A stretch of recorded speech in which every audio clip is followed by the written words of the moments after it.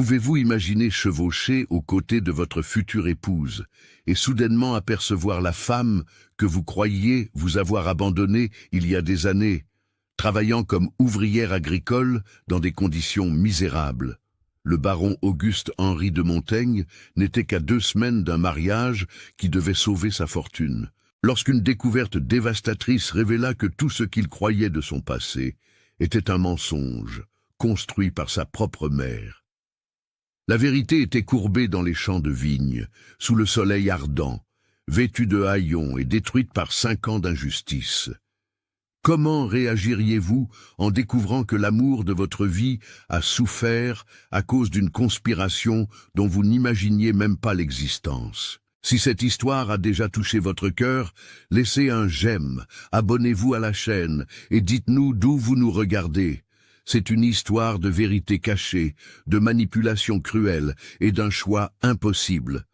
Nous sommes en 1896 et une riche région agricole de France foisonnait de la richesse des vignobles qui couvraient les collines comme un manteau vert sombre. Le baron Auguste-Henri de Montaigne avait 32 ans et portait sur ses épaules le poids d'un titre de noblesse et d'une fortune qui n'était plus aussi solide que le nom le suggérait. Grand, les épaules larges et les cheveux noirs, toujours coiffés en arrière avec de la brillantine importée, il avait la prestance de celui qui est né pour commander. Ses yeux étaient d'un marron si foncé qu'il paraissait noir sous certaines lumières, et sa voix avait cette autorité naturelle des hommes habitués à être obéis. Mais derrière sa posture impeccable et ses costumes toujours parfaitement taillés, il y avait un homme tourmenté par les fantômes d'un passé qu'il n'avait jamais complètement compris. Il y a 5 ans, sa vie s'était écroulée du jour au lendemain.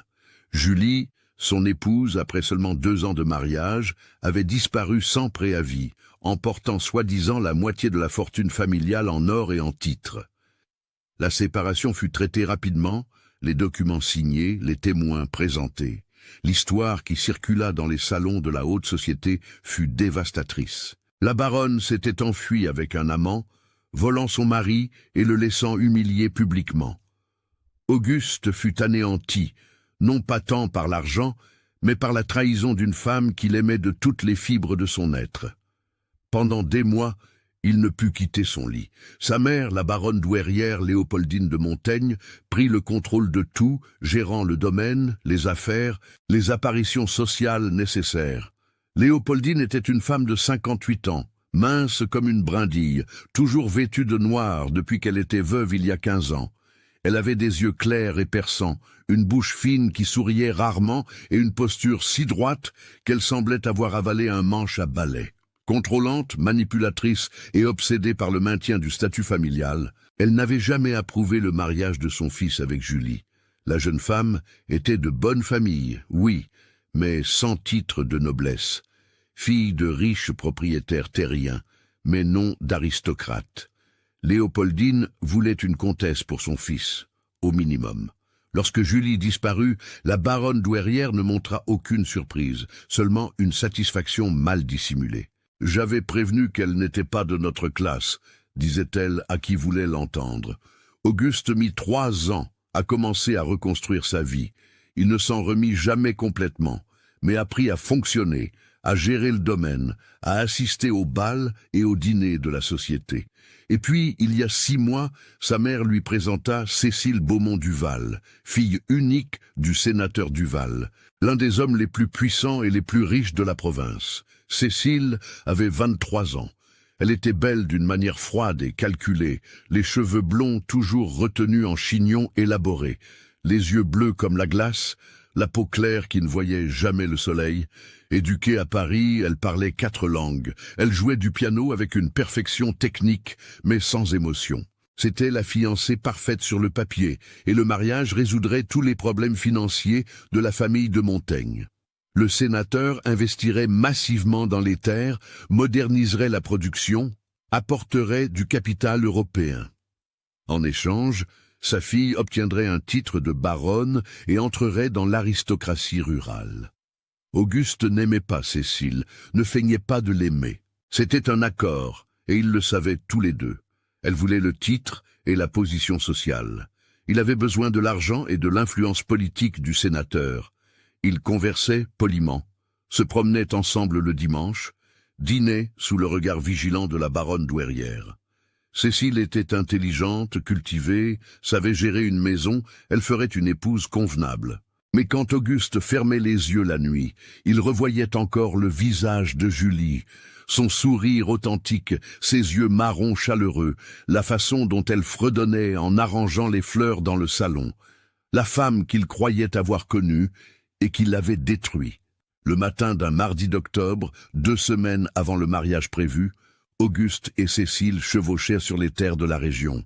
C'était une promenade sociale, visitant les domaines voisins, se faisant voir ensemble, consolidant les alliances. La journée était chaude. Le soleil de printemps brûlait fort dans le ciel sans nuages. Auguste montait son cheval alezan favori, vêtu d'un pantalon d'équitation beige, de bottes de cuir noir polies, d'une chemise blanche et d'un gilet marron. Cécile chevauchait à ses côtés sur sa jument blanche, portant une élégante tenue d'équitation bleu marine avec des détails en dentelle, un chapeau avec un voile pour protéger son visage du soleil. Derrière eux, à une distance respectueuse, venaient 2 domestiques portant des provisions pour le pique-nique prévu. Ils passèrent par le domaine Sainte-Claire, par le domaine de la Bonne-Espérance, échangeant des salutations avec les propriétaires qu'ils rencontraient. À midi, ils contournaient les limites du domaine des 3 Palmiers, une propriété moins prospère appartenant à un propriétaire terrien endetté appelé Colonel Moreau. Les terres étaient moins bien entretenues, les vignes moins uniformes, et puis Auguste vit les travailleurs dans les champs. Il y avait une 20aine de personnes courbées entre les rangs de vignes, récoltant les raisins mûrs sous le soleil impitoyable. Des hommes, des femmes, certains presque des enfants. Des vêtements usés, des chapeaux de paille déchirés, des mouvements mécaniques de ceux qui font le même travail depuis des heures. Auguste allait passer son chemin, comme il le faisait toujours, quand quelque chose attira son attention. L'une des femmes, un peu à l'écart des autres, se leva pour s'étirer le dos. Même de loin, même avec le visage partiellement couvert par un foulard sale, même avec le corps trop maigre vêtu de haillons qui avait été une robe, il la reconnut. Le monde s'arrêta. Le cœur d'Auguste battit une fois, fort et douloureux. Puis il sembla oublier comment fonctionner.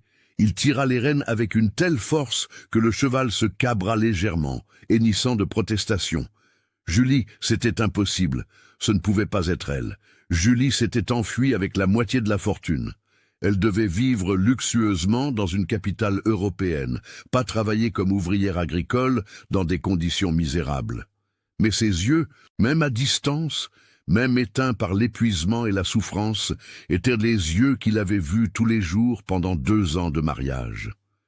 La forme du visage, la courbe des épaules, la façon dont elle se mouvait.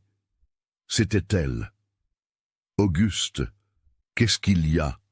demanda Cécile impatiente. Son cheval dansait nerveusement, sentant la tension de son cavalier. « Pourquoi nous arrêtons-nous » Il ne répondit pas. Il était déjà en train de descendre de cheval, attachant les rênes à une branche voisine, marchant vers les champs, avec des pas qu'il ne pouvait contrôler. Cécile l'appela derrière lui, irritée, mais il n'entendit pas. Le sang battait dans ses oreilles, trop fort, trop vite, ses pieds s'enfonçaient légèrement dans la terre rouge, encore humide de la pluie de la nuit précédente.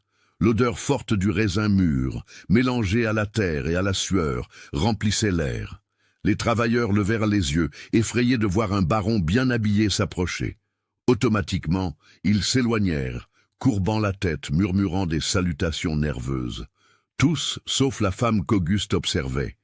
Elle s'était tournée de dos, tout son corps tendu, essayant de se cacher derrière d'autres travailleurs, mais il était trop tard. « Julie !» dit-il, et sa voix sortit rauque, brisée. La femme trembla en entendant le nom, mais ne se retourna pas. « Julie !» répéta-t-il plus fort maintenant, avec l'autorité de celui qui est habitué à être obéi. « Regardez-moi !»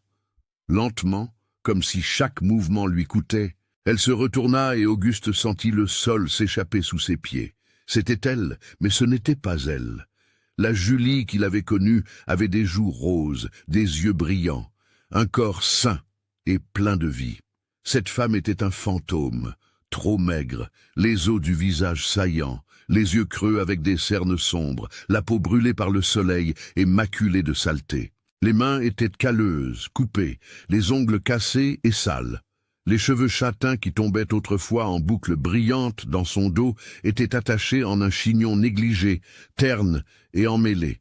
La robe était faite d'un tissu grossier et décoloré, déchiré à plusieurs endroits, souillé de terre et de sueur.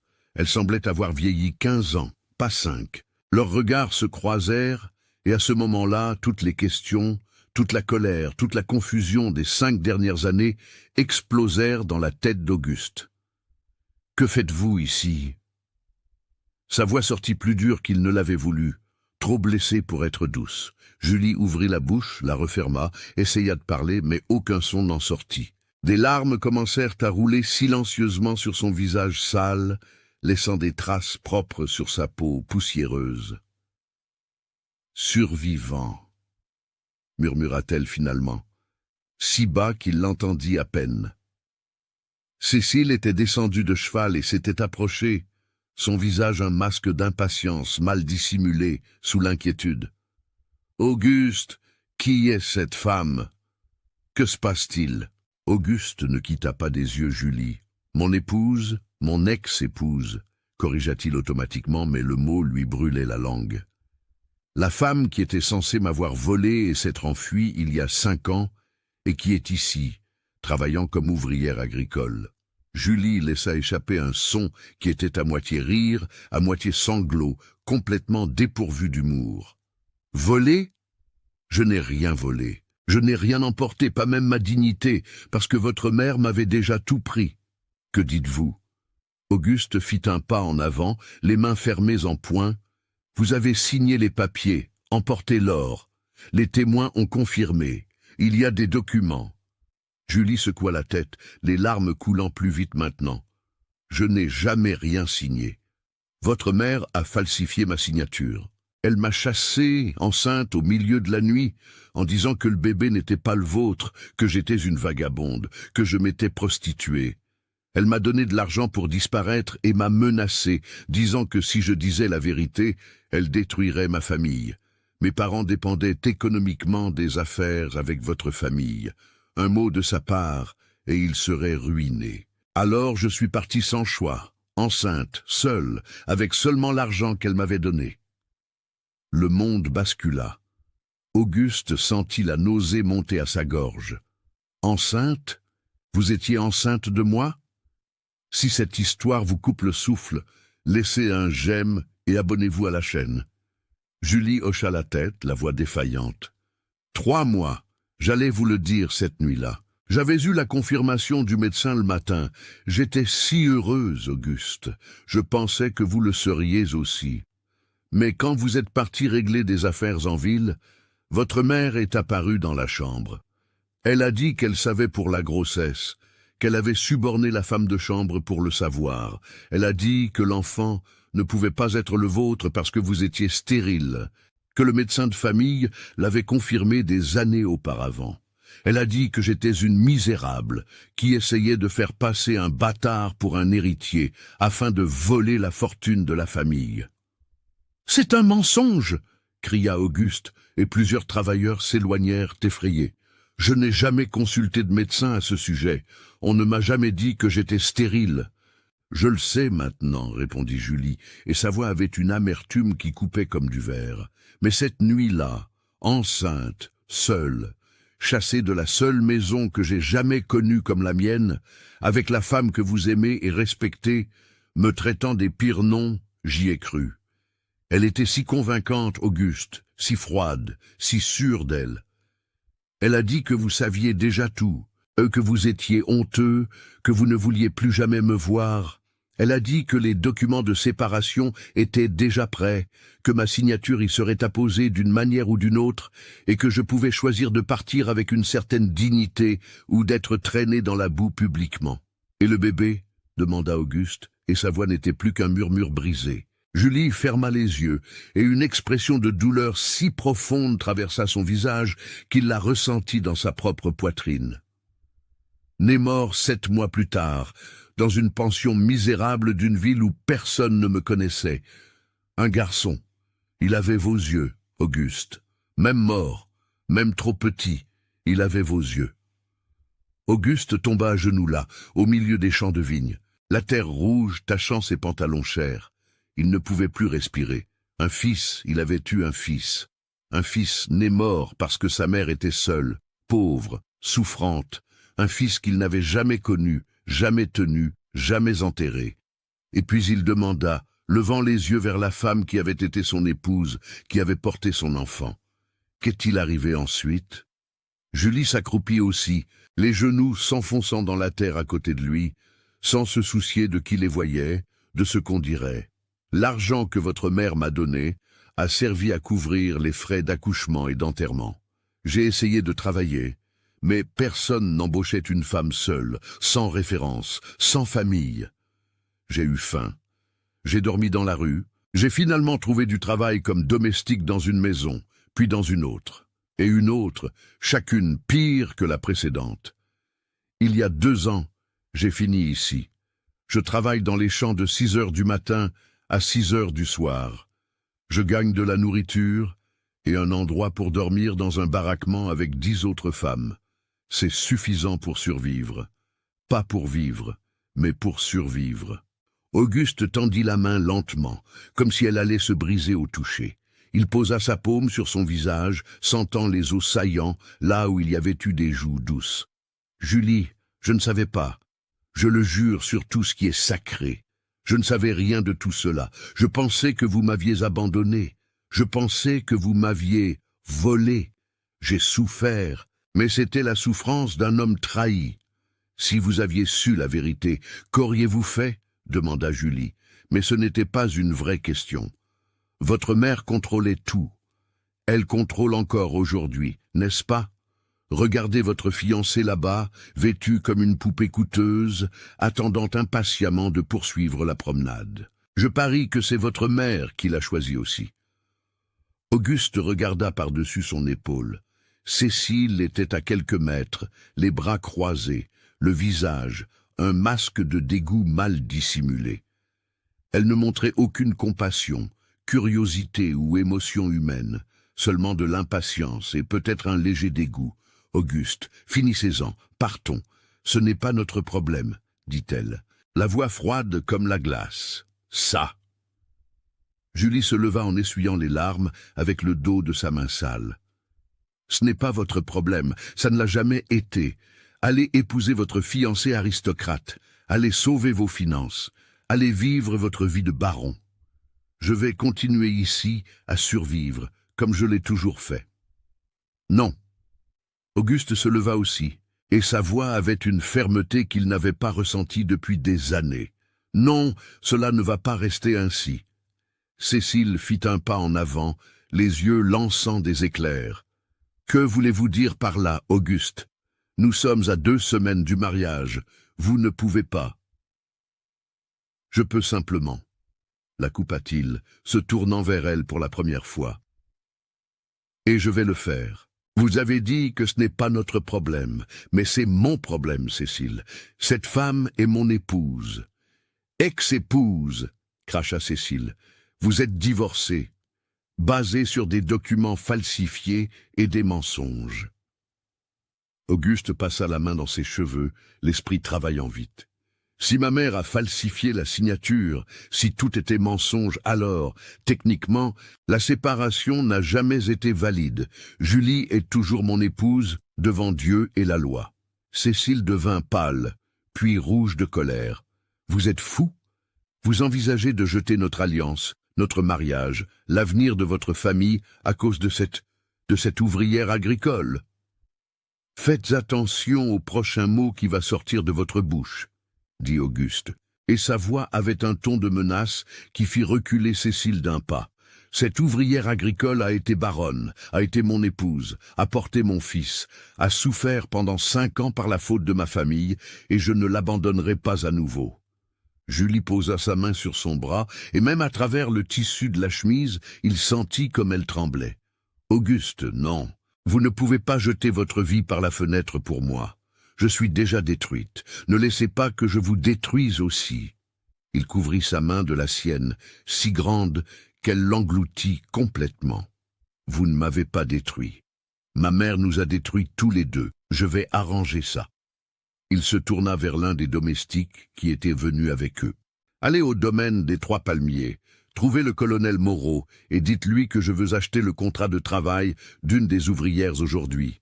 Maintenant, payez ce qu'il demandera. »« Auguste !» Cécile tenta à nouveau, mais sa voix avait perdu toute son autorité. « Pensez à ce que vous faites, pensez à votre position sociale, pensez à votre avenir. »« J'y pense. » répondit-il sans quitter des yeux Julie. « Je pense que j'ai passé 5 ans à croire un mensonge. Je pense que la femme que j'aimais a souffert des horreurs pendant que je me préparais à un mariage sans amour. Je pense que j'ai un choix à faire, et pour la première fois depuis des années, je vais faire le bon choix. » Cécile laissa échapper un son de pure frustration. « Mon père le saura. Votre famille sera ruinée. Les dettes engloutiront vos terres. Vous allez tout perdre. » « Alors je perdrai, » dit Auguste, et il réalisa que pour la première fois, il était en paix avec cette possibilité. « Mon titre ne vaut rien si je l'ai acquis avec des mensonges et de la souffrance. Ma fortune ne signifie rien si elle a été construite sur le dos d'une femme innocente. Et un mariage sans amour ne serait jamais un vrai futur. » Cécile le regarda longuement, le visage contorsionné entre colère et mépris. « Vous êtes un fou, Auguste, un fou sentimental qui le regrettera. » Puis elle se tourna, monta sur sa jument blanche avec une agilité impressionnante pour quelqu'un d'aussi engoncé dans des vêtements formels et galopa en arrière sans regarder. Lorsque le son des sabots disparut au loin, Auguste se permit enfin de respirer.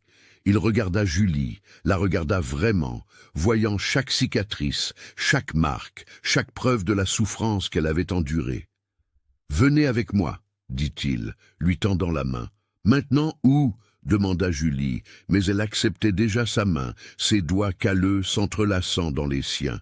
« À la maison. Notre maison !» Il la tira doucement. « Vous allez prendre un bain chaud, vous allez manger un repas décent, vous allez dormir dans un vrai lit, et ensuite nous allons résoudre tout cela, absolument tout. Et votre mère, elle ne le permettra pas. »« Ma mère !» dit Auguste, et sa voix était chargée d'une colère froide et contrôlée. « Va découvrir qu'elle ne contrôle plus rien dans ma vie.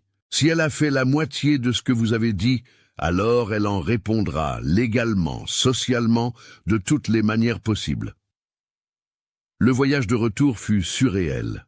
Auguste plaça Julie devant lui sur le cheval, la tenant avec précaution pour ne pas la blesser.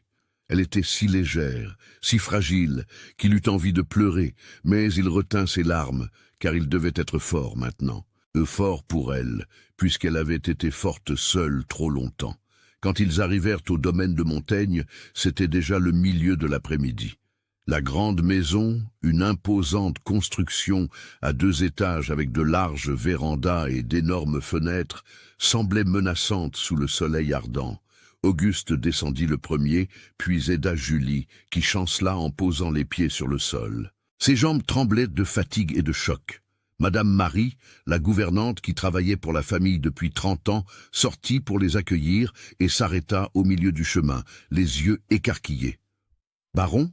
Qui est-ce » Puis elle la reconnut. « Baronne Julie, mais comment ?»« Préparez un bain chaud dans la chambre d'ami principale, » ordonna Auguste, ignorant les questions. « De la nourriture, des vêtements propres, et faites appeler le docteur Antoine immédiatement. »« Oui, monsieur, » répondit Madame Marie automatiquement, mais elle regardait toujours Julie avec une expression de choc absolu. « Et où est ma mère ?» demanda Auguste, la voix durcissant. « Dans le salon, monsieur, recevant des visites. »« Parfait, » murmura-t-il. « Julie, allez avec Madame Marie. Elle prendra soin de vous. J'ai besoin d'avoir une conversation avec ma mère. » Julie lui tint le bras, les yeux écarquillés de peur. « Auguste, s'il vous plaît, ne faites pas de scène. Pas pour moi. » Il l'embrassa sur le front, un geste simple, mais chargé de signification. « Ce n'est pas seulement pour vous, c'est pour nous, pour notre fils que je n'ai jamais eu la chance de connaître. Et pour 5 ans de mensonges, je reviens vite. » Auguste entra dans la grande maison, ses pas résonnant sur le sol en marbre du hall. Il pouvait entendre des voix dans le salon, des rires polis, le tintement de tasses en porcelaine. Il poussa la porte sans frapper. La baronne Léopoldine était assise dans un fauteuil haut, vêtue de noir comme toujours, servant le thé à 2 dames de la société locale. Toutes les 3 le regardèrent surprises par son entrée abrupte. « Auguste, quel manque de manières !» Sa mère commença. « Je reçois. »« Dehors !» dit Auguste aux visiteuses, la voix si froide et autoritaire qu'elles se levèrent immédiatement, murmurant des excuses, prenant leur sac et sortant rapidement. Il referma la porte derrière elle et se tourna vers sa mère. Léopoldine posa la tasse de thé sur la soucoupe avec un délicat clic. Que signifie cela? Et pourquoi Cécile a-t-elle envoyé un messager disant que le mariage est annulé? Qu'avez-vous fait? Ce que j'ai fait? Auguste fit un pas en avant. Ce que j'ai fait, c'est découvrir la vérité, mère, la vérité sur ce que vous avez fait à Julie. La baronne douairière pâlit un instant, mais retrouva rapidement son masque. Julie vous a abandonné, vous a volé, est partie avec un amant. Mensonge. Auguste frappa du poing sur la table basse, faisant trembler les tasses. Vous l'avez chassée enceinte, falsifié des documents, menti à moi, à tout le monde. Alors que je pensais avoir été trahi, mon épouse mourait de faim, perdait notre fils, était détruite par votre faute. Léopoldine se leva, la posture droite comme toujours, mais il y avait quelque chose de dangereux dans ses yeux. J'ai fait ce qui était nécessaire. Cette femme n'était pas digne de vous. Elle n'avait pas de titre, pas de lignée appropriée, et l'enfant n'était probablement même pas le vôtre. « Il était le mien !» cria Auguste, et il réalisa qu'il pleurait. Elle était enceinte de 3 mois. Nous étions mariés, fidèles l'un à l'autre, c'était mon fils. Et vous m'avez enlevé cela, vous m'avez enlevé mon épouse, mon fils, 5 ans de ma vie basés sur des mensonges. La baronne ne montra aucun remords. J'ai agi pour le bien de la famille, pour notre nom, notre position. Vous me remercierez un jour. Remercier. Auguste laissa échapper un rire amer. Vous avez détruit des vies, mère. Et pourquoi? Pour me marier à une femme que je n'aime pas, pour maintenir une position sociale vide? Pour nourrir votre propre ego, pour maintenir tout ce que votre père a construit? Léopoldine montra finalement de l'émotion, la voix montant, pour garantir que la famille de Montaigne continue d'être respectée, puissante, influente. Cette femme était un obstacle. Cette femme était mon épouse, dit Auguste, et sa voix redevint calme, dangereusement calme. Et elle l'est toujours. Si la séparation était basée sur des documents falsifiés, alors elle n'est pas valide. Julie n'a jamais cessé d'être baronne de Montaigne, et je n'ai jamais cessé d'être marié avec elle. C'est ridicule. Personne ne la croira. C'est sa parole contre la mienne. La parole d'une femme détruite, qui n'a rien à gagner, contre la parole d'une manipulatrice qui a tout à perdre. Auguste ouvrit la porte du salon. Je pense que beaucoup de gens la croiront, mère. Surtout quand je raconterai publiquement ce que vous avez fait. Surtout quand je présenterai Julie comme mon épouse légitime. Vous allez nous ruiner. Léopoldine murmura. Et pour la première fois, Auguste vit de la peur dans ses yeux. « Non, répondit-il, vous l'avez déjà fait. Je ne fais que l'exposer. Et il y a autre chose, mère. Vous n'êtes plus la bienvenue dans cette maison. Vous pouvez aller vivre à l'hôtel particulier en ville, à la propriété du littoral, où vous voulez, mais pas ici. Pas près de Julie, pas près de moi. Plus jamais. » Il la laissa planter au milieu du salon, les poings serrés, le visage contorsionné entre colère et choc, et monta les escaliers vers la chambre d'amis, où se trouvait Julie. Madame Marie avait fait des miracles en peu de temps. Julie sortait du bain, enveloppée dans un peignoir blanc propre, les cheveux encore mouillés mais déjà peignés. Elle semblait un peu moins fantomatique, un peu plus humaine, Elle était encore trop maigre, avait encore des cernes, portait encore les marques d'années de souffrance, mais elle était propre, réchauffée, en sécurité. Quand elle vit Auguste, ses yeux se remplirent à nouveau de larmes. C'est réel? Ce n'est pas un rêve cruel? Il traversa la chambre en 3 grandes enjambées et l'enveloppa dans ses bras. Délicat, mais ferme. C'est réel, Julie. Vous êtes chez vous, vous êtes en sécurité, et je jure sur tout ce qui est sacré que je ne laisserai plus jamais rien de mal vous arriver. Elle enfouit son visage dans sa poitrine et pleura. Des années de douleur et de solitude, enfin autorisées à s'échapper. Il la tint simplement, une main caressant son dos en doux mouvements circulaires, l'autre écartant ses cheveux humides de son visage. Ils restèrent ainsi longtemps, simplement se reconnectant, simplement étant. Les jours suivants furent tumultueux. Cécile et le sénateur Duval menacèrent de procès et de représailles sociales. Auguste ne s'en soucia pas. Il engagea les meilleurs avocats de Paris pour enquêter sur les documents de la séparation. En 2 semaines, ils réussirent à prouver que la signature de Julie était falsifiée, que les témoins avaient été payés par la baronne Léopoldine. La séparation fut annulée. Julie de Montaigne n'avait jamais cessé d'être baronne légalement. Le scandale balaya la haute société comme une traînée de poudre. La moitié des familles aristocrates furent horrifiées, coupèrent les ponts avec les de Montaigne.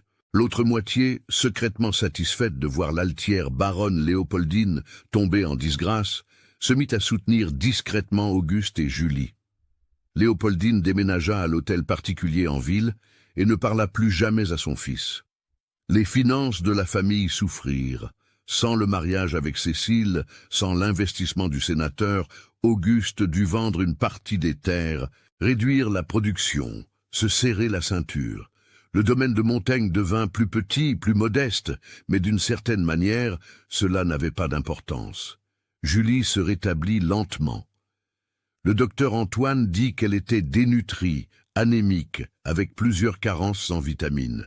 Ce furent des mois d'alimentation attentive, de repos, de traitement. Elle reprit du poids. Ses joues redevinrent roses. Ses yeux retrouvèrent leur éclat, mais les cicatrices émotionnelles prirent plus de temps.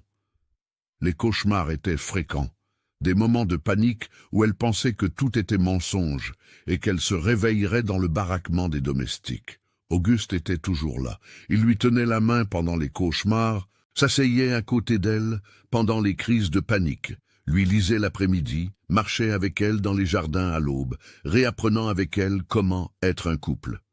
Ce ne fut pas un nouveau départ facile. Tous deux avaient été changés par les 5 ans de séparation, mais c'était réel, c'était honnête, et cette fois, c'était construit sur la vérité, non sur des mensonges. 1 an plus tard, un matin d'octobre, exactement 12 mois après le jour où Auguste l'avait trouvée dans les champs, Julie se réveilla en ayant des nausées. Sa première pensée fut la peur, les souvenirs du bébé perdu inondant son esprit.